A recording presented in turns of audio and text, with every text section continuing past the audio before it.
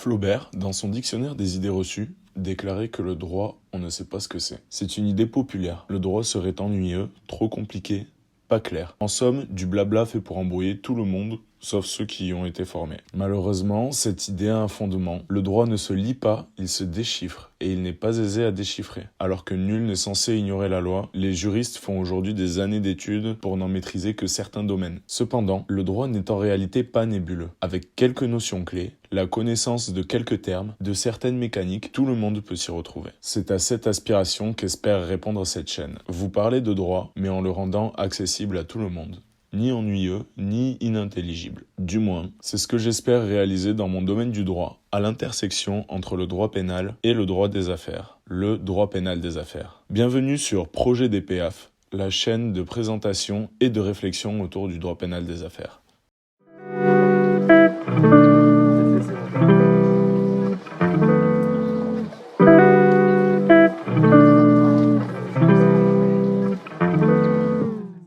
Avec un objectif de transmission si ambitieux, autant ne pas se précipiter et commencer au point de départ. Dans cette vidéo, nous commencerons simplement par exposer ce qu'est le droit pénal des affaires. René Voin déclarait « Les affaires et le droit pénal ne se sont jamais ignorés ». Le droit pénal des affaires emprunte donc à ces deux domaines. Il est à la rencontre entre le droit qui traite des interdits sociaux, c'est-à-dire le droit pénal, et le monde des affaires.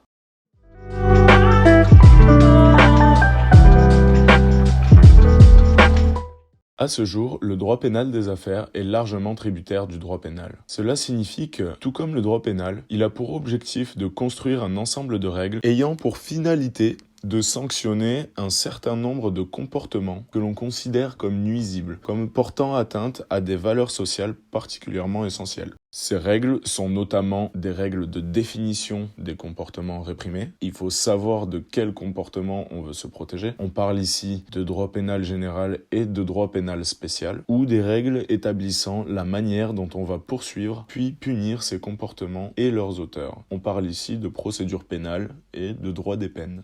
Nous venons de le dire, les comportements réprimés par le droit pénal sont ceux portant atteinte à des valeurs sociales essentielles. Par exemple, le meurtre, le vol et toutes les déclinaisons de ces deux incriminations originelles sont punies par le droit pénal car portant atteinte à des valeurs que notre société a classées comme essentielles, en l'espèce la vie et la propriété. De cette manière, le droit pénal, et donc le droit pénal des affaires, va être révélateur d'un certain nombre de valeurs sociales que l'on considère comme essentielles, si essentielles que l'on estime devoir être protégées par des sanctions punitives. Et alors, autant que le droit pénal et le droit pénal des affaires évoluent, ceci témoigne de l'évolution de ces valeurs. Ainsi, le vol qui, initialement, protège les choses matérielles, s'est vu muter en jurisprudence. On a commencé à sanctionner le vol d'informations. Cette mutation est le témoin de l'évolution de notre manière d'aborder la propriété, qui, de plus en plus, englobe des choses immatérielles. Ou encore sont apparues les infractions d'atteinte au stade et aux informations qu'ils contiennent. Ces incriminations nouvelles témoignent d'une importance croissante accordée à l'information, à la donnée, à la vie virtuelle au travers de la propriété. Et là encore témoigne de l'évolution de la conception que l'on se fait de la propriété.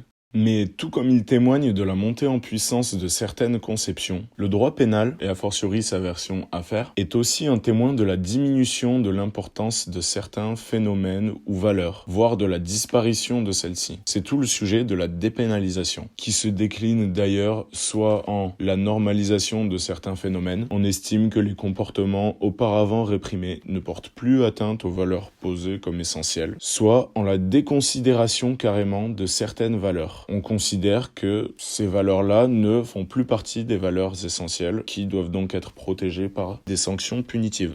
J'en profite pour faire remarquer que c'est en droit pénal des affaires avant tout que la dépénalisation a trouvé un terrain d'élection. Si les systèmes d'incrimination de santé publique font l'objet des débats de dépénalisation les plus bruyants médiatiquement, je parle bien évidemment de la question du cannabis, c'est en réalité le droit pénal des affaires qui fait l'objet de la contestation de la plus grande ampleur. De plus en plus d'individus, soit ayant perdu pied dans le capitalisme, soit comprenant mal les enjeux autour des incriminations de droit pénal des affaires, estiment qu'il ne doit pas pas y avoir de morale dans les affaires, ou que du moins celle-ci ne doit pas faire l'objet de sanctions pénales. Ils estiment ainsi que tricher, plutôt que de se dépasser pour remporter des marchés publics, que de profiter de manière abusive de ses positions sur un marché pour soumettre, voire éteindre certains acteurs, que de manipuler les consommateurs pour vendre plutôt que de les convaincre, ne constitue pas une atteinte à des valeurs sociales essentielles, comme par exemple la probité, la confiance publique, etc., etc.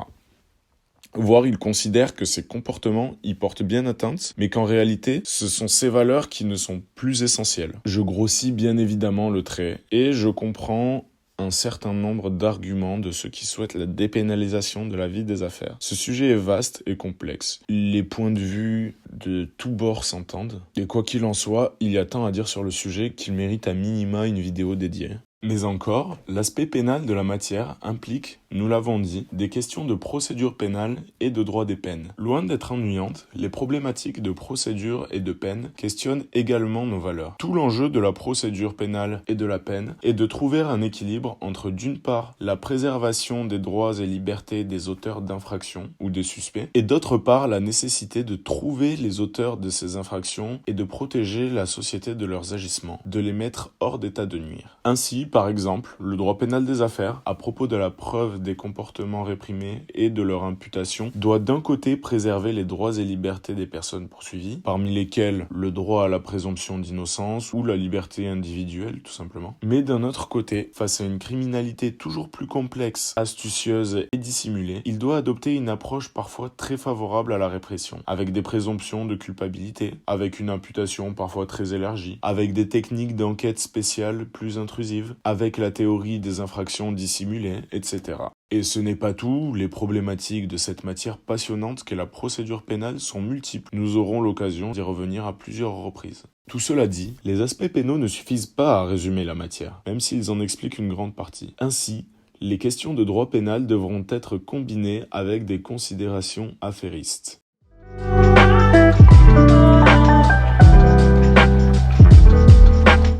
L'aspect affaire, lui, est à l'origine d'une très grande partie de l'insaisissabilité de cette matière. Qu'est-ce que le terme affaire englobe-t-il ? Guillaume Bossony et Marc Véron évoquent cette problématique dans leur ouvrage Droit pénal des affaires, expliquant que le périmètre de la discipline est tributaire du rapport entretenu entre le droit pénal et les affaires. Et sur cette incertitude, chaque auteur a ses convictions. Certains posent alors le droit pénal des affaires comme le droit pénal des manieurs d'argent, y incluant le droit pénal commercial, le droit pénal des sociétés, la fraude fiscale, le droit pénal économique et le droit pénal des entreprises en difficulté. D'autres considérant que les affaires, ce sont les activités financières, les activités de production, de distribution et de consommation de richesses, et rien d'autre, incluant ainsi le droit pénal financier en plus du droit pénal économique. D'autres encore arriment le droit pénal des affaires à l'entreprise, et donc au droit pénal des sociétés, des procédures collectives, au droit pénal financier, à celui de la concurrence, de la consommation, du travail. Vous l'aurez compris, le périmètre de la matière fait débat précisément sur la notion d'affaires. D'ailleurs, les mêmes auteurs reconnaissent eux-mêmes que ces distinctions ne sont pas des plus nettes. Nous ne nous encombrerons pas aujourd'hui de tous ces débats et distinctions doctrinales. Nous essaierons d'englober le plus de phénomènes et de sujets possibles, le but étant de transmettre le plus de connaissances possible et d'ouvrir la réflexion sur cette matière. Relativement à ces objectifs, la définition des affaires posée par Guillaume Bossony et Marc Véron dans leur ouvrage semble tout à fait convenable. Ils définissent les affaires comme ce à quoi plusieurs personnes s'intéressent, ce qui renvoie évidemment à l'argent, le fondement d'une société capitaliste étant d'accumuler des capitaux. L'argent, bien fongible par excellence dans une telle société, est évidemment l'objet de la convoitise des hommes et donc la base des affaires. Mais aussi le pouvoir, qui est en réalité encore plus fongible, encore plus une monnaie d'échange que l'argent. Lorsqu'il n'y a plus d'argent pour dicter les affaires, il reste encore les relations de pouvoir. Ainsi,